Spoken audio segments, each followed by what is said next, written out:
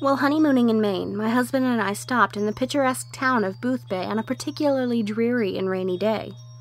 Since our planned picnic was out of the question, we sought shelter in a dilapidated little antique store near the harbor.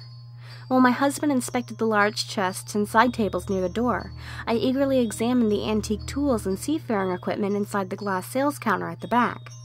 Being a collector of optics and mariner's instruments, I hoped to find a sextant or possibly an old leather-bound telescope. A particularly interesting piece caught my eye. It appeared to be a heavy brass flashlight, bearing a worn brown patina, but remarkably modern in design. I asked the shopkeeper, but he could only tell me that it was found in the same old sailor's chest as several of the compasses as the sextant on display. He inquired as to whether I would like to purchase it for $5, or perhaps just have it for free. "It's worthless to me. Nobody wants it." When I remarked about the price, he sighed wearily, and then reached into the cabinet and retrieved it for me. "Here, see for yourself." The craftsmanship was wonderful, quite durable, and apparently handmade, perhaps somewhere in Europe.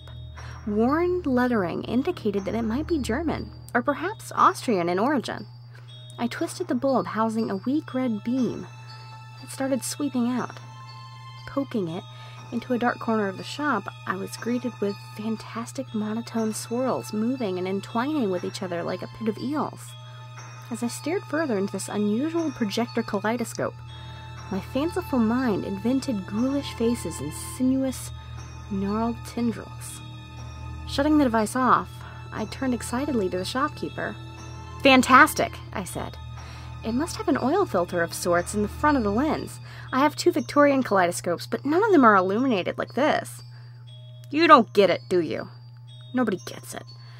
They all come back to return it after a while." The shopkeeper leaned on the counter, and I could see that he was breathing heavily and perspiring.